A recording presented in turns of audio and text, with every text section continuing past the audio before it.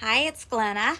I'm working on something to try to put some of my in-person classes as YouTube videos so that the instruction can be uh, given to people. They can go back and review it, or uh, people in YouTube who don't have a chance to take classes from me in person can see what I teach. So I have an event coming up where I'm teaching support spindling. So, and like in my class, you'll get little spindle like this. I call this a bead tockley. It's just a little basic support spindle that I can make without breaking the bank. And usually some sort of little bowl, little dish. And I usually will put in some hand comb fiber. So support spindling, what the advantage of it is it's basically you're spinning in a supported bowl. The advantage for that is that you can spin luxury fibers, very fine fibers, fibers that don't necessarily take tension that well. So this lets you spin those. It's been used for centuries, if not millennia. Used culturally in India and in Russia.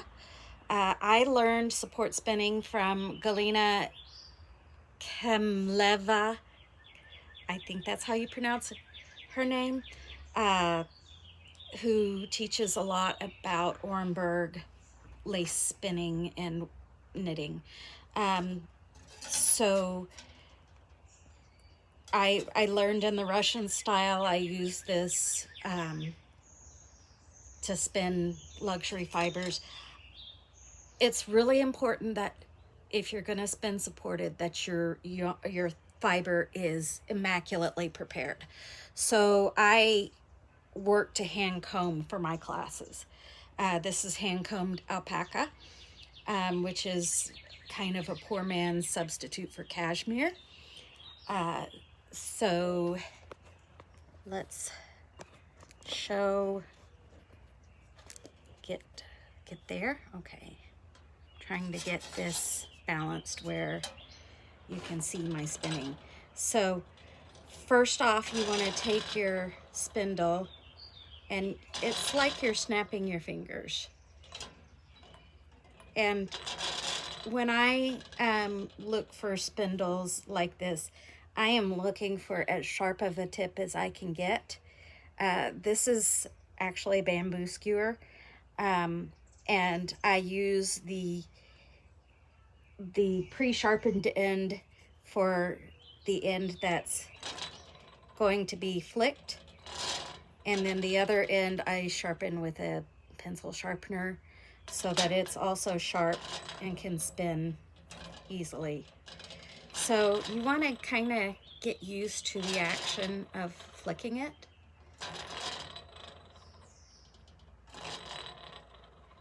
So flick your spindle several times so you can, it's literally like snapping your fingers like this. So that's what you're doing. That's the motion you're doing. You also want to have this at an angle, and you'll want to have your fiber going off at an angle. That's the way you can get twist in.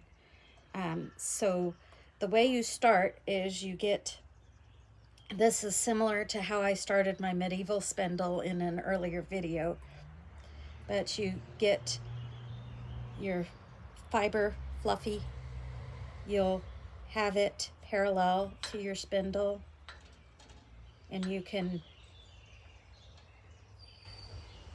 draft out a little bit.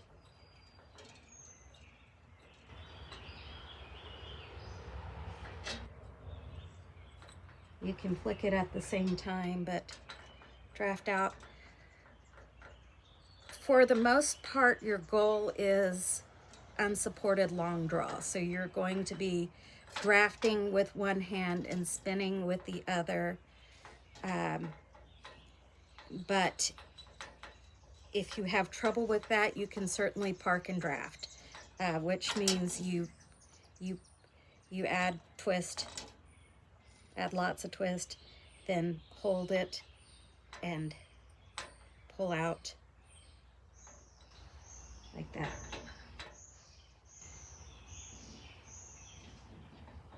So as you can see, it didn't really take long to start this, and you don't really need a lot of yarn to spin on there. You just need, I'd say 6 inches to a foot to get your spindle started.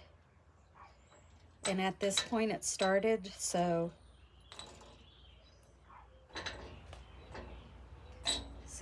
the motion as you flick it, it spins. You draft out.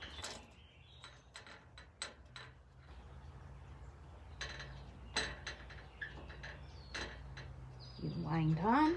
So winding on, your yarn is 90 degrees from the shaft of your spindle, and you go up and down.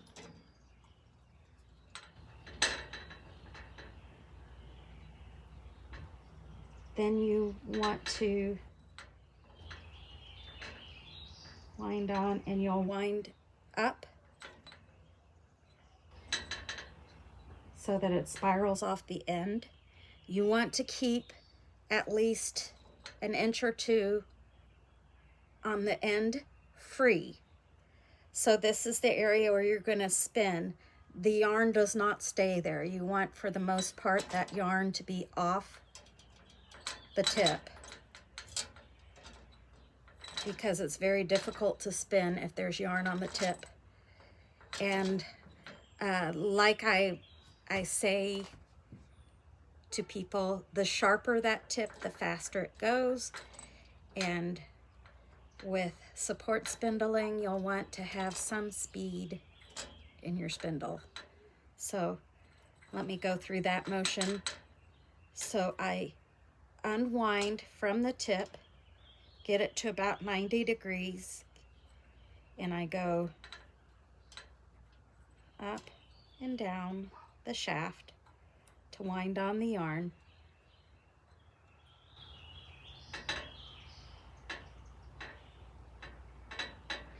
You don't want a lot of tension, and especially if you have something like a bamboo skewer as your spindle, because it's not designed to take a lot of tension.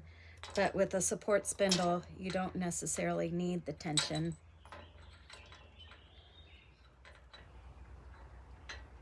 Wind on.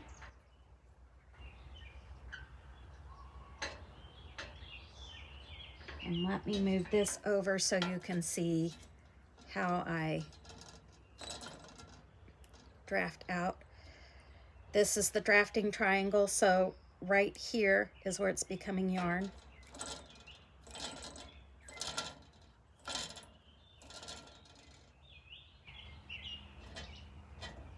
And again, if you have trouble with that motion, you can always go wind it on,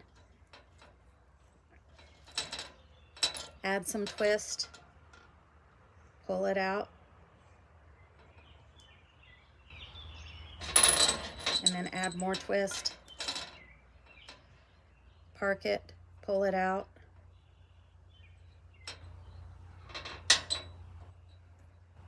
add more twist.